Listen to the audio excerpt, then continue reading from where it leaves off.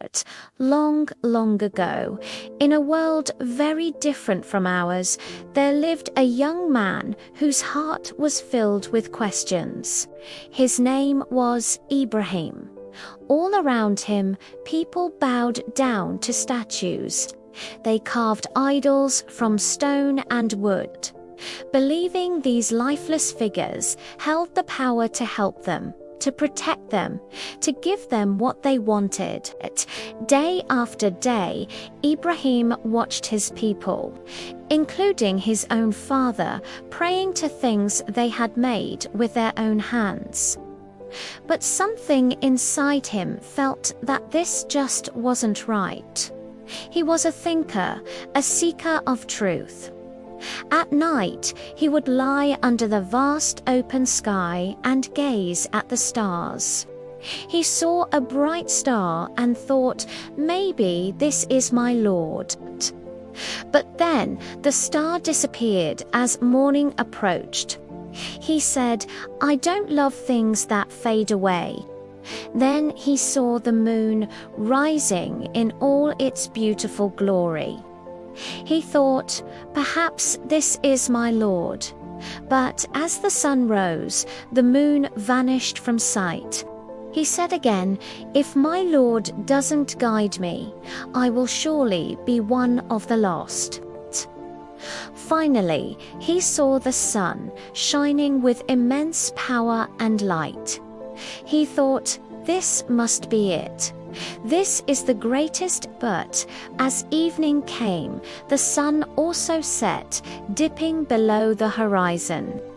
It was in that moment of clarity that Ibrahim understood anything that rises and sets, anything that appears and disappears, cannot be the ultimate creator.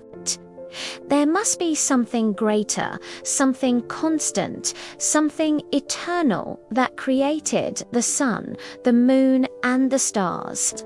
He turned his face towards the heavens and declared, I have turned my face towards the one who created the heavens and the earth, and I am not one of those who associate partners with him.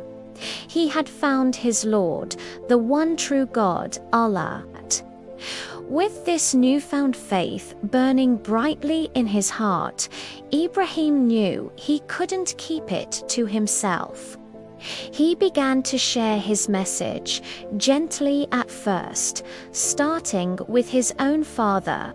He said, O my father, why do you worship that which does not hear and does not see and will not help you at all? He pleaded with him, explaining that these idols were just stone and wood. But his father, along with the rest of the community, grew angry. They couldn't understand why he was turning away from the traditions of their ancestors. They threatened him, they mocked him, but Ibrahim's faith was unshakable. He knew he was on the path of truth. He decided he needed to show them, not just tell them, how powerless their gods truly were. He waited for the perfect opportunity. One day, the entire town left for a big festival, leaving the grand temple completely empty, filled with all their precious idols, big and small. This was his chance. Ibrahim walked into the temple, axe in hand. He looked at the rows of silent statues. Then, with firm resolve, he began to smash them. He broke every single one, turning them into piles of rubble. He left only the largest idol untouched. Then he did something clever. He hung the axe around the neck of this one remaining giant idol and quietly left. But when the people returned from their festival and saw the scene of devastation in their temple, they were shocked and furious. Their gods lay in pieces on the floor. Who could have done this to our gods? They roared. Someone remembered Ibrahim and his open disdain for their idols. Immediately, they dragged him before the angry crowd. "Was it you, Ibrahim, who did this to our gods?" they demanded. Ibrahim looked at them calmly, without a trace of fear. He pointed towards the huge statue still standing. "No," he replied. "Perhaps the biggest one did it. Ask him, the axe is right there, hanging on his neck." The crowd fell silent. They looked at each other, confused. They knew their idol couldn't speak, couldn't move, couldn't have possibly swung an axe. They were cornered by their own logic. "You know very well that these idols do not speak," they finally admitted. Ibrahim seized the moment. "Then how can you worship something that cannot even defend itself, let alone help you?" But pride is a powerful thing.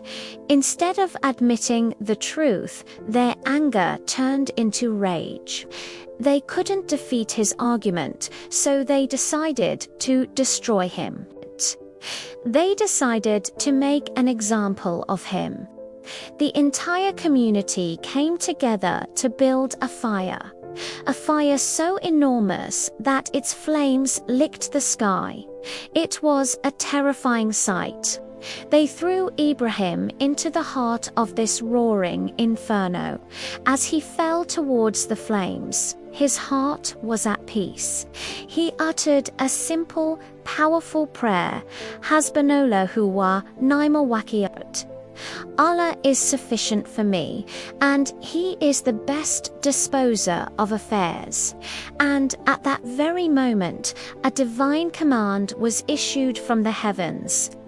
Allah commanded the fire, "O fire, be coolness and peace upon Ibrahim."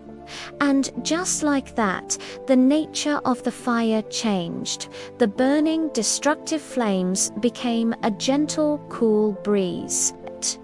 The fire that was meant to end his life became a place of safety and peace for him. The people watched in utter disbelief as Ibrahim emerged from the fire completely unharmed. They had tried to burn a believer, but they could not burn his faith.